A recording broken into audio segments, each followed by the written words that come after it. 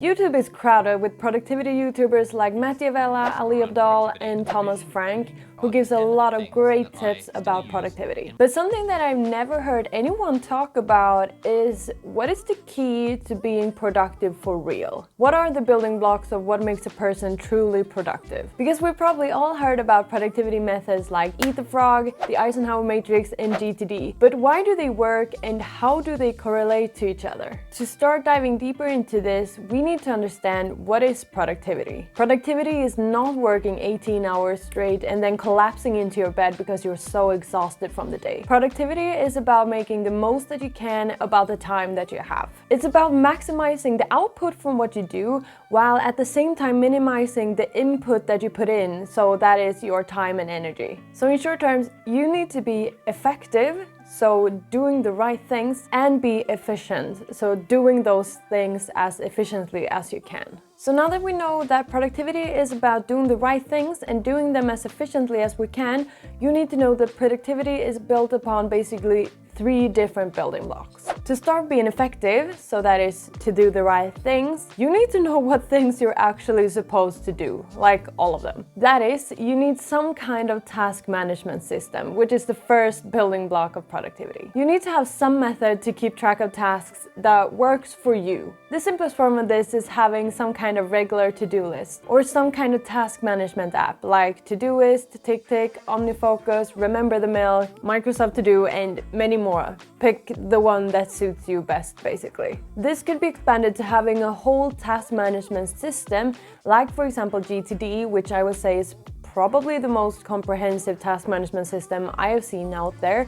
There are probably more, but that one is a really good example. Or you can just have it in a basic way and just have a regular to-do list, like having a simple to-do list on a paper. Other systems you could look into if you're interested is ZTD, which is Zen to Done, and having a personal Kanban board if that is more your thing than a regular to-do list. Basically, any method that tracks what you're supposed to do that you feel that you can relate to and that you can trust, so that you keep track of your tasks, whatever works for you. When you have a task management system that works for you, you need to start using it properly. If you have a task list with 500 things to do and don't know where to start, you need to be using the second building block of productivity, which is prioritization. When you have an overview of what you should be doing, so that is your task list, in order to be truly effective and doing the right things, you need to prioritize so that you actually do the right things and not just end up with that long list of things to do and don't do any of them. And I'm not gonna lie, this is hard. This is really hard. Prioritization is difficult because you need to know what priorities you actually have and how to rank them in comparison to each other. But the thing is, if you don't prioritize, either someone else will do it for you and just hand you a bunch of tasks that you can't say no to because you don't know what you should prioritize, or you forget doing the things that you really think is important, like reaching out to your friends and family, even though you say they are your highest priority. So it's no surprise that prioritization is a huge part of being productive and effective. Some common methods of prioritization are, for example, the Eisenhower Matrix, where you rank tasks based on 2 different scales. So if it's important or not important, and then if it's urgent or not urgent. And that will help you decide which tasks you should be working on first and which ones are the most important. This is a way to rank down urgency in comparison to what's actually important. Another prioritization method that I find really useful is the must do, should do, could do, won't do method, which is also called the Moscow technique. So by using the Moscow method, you prioritize your tasks based on if you must do them, which is obviously things you have to do and they are your highest priorities, if you should do them, or if you could do them, if you maybe have the time, and then also to point out tasks that you won't do. For example, things that other people find are important, but you don't. Also things like bad habits and things you're trying to get away from. There are also loads of other methods like Eat the Frog, the Daily Highlight, Rule of 3, and the 80-20 rule. Pick and choose what suits you the best, and that is the best method for you to help you prioritize in your life. I find it easier to prioritize between tasks when you have a clear view of what your goals are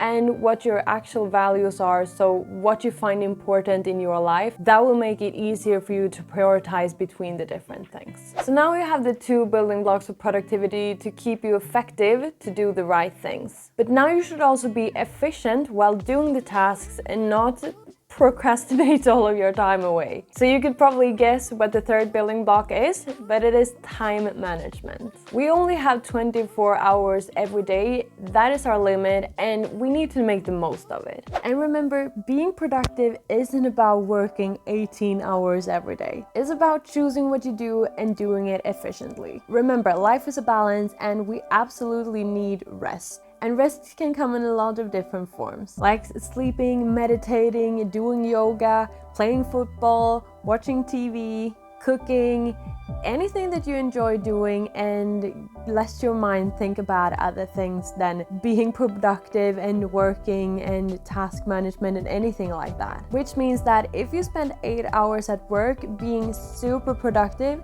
and then come home and then, as me, spends the whole evening in your couch watching Netflix, then that is awesome, and that is also productive. A part of why you are productive is so that you can do all of the things that are fun to you. And as long as you're doing something that is fun to you and that you choose to do, and it's not some way of procrastinating something else that you would rather do instead, then that is also productive and a part of productivity. So getting back to our 24 hours each day.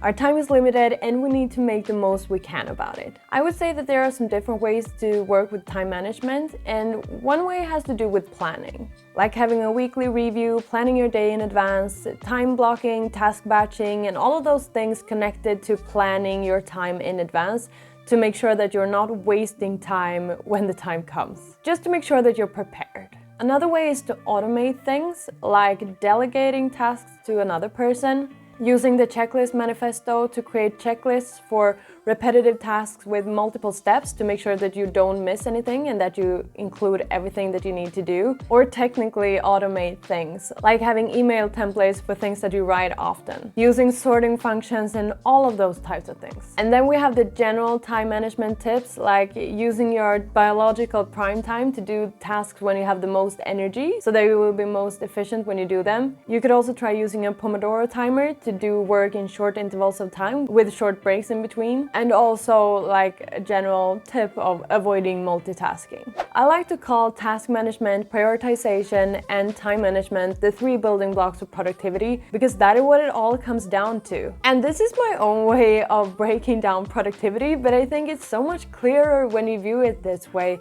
It's not just a bunch of random methods, it's actually these 3 distinct areas that will help you be productive.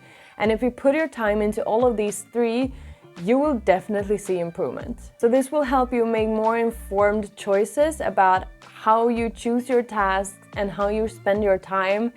And I think that is the key to unlocking the most productive you. Do you agree with me?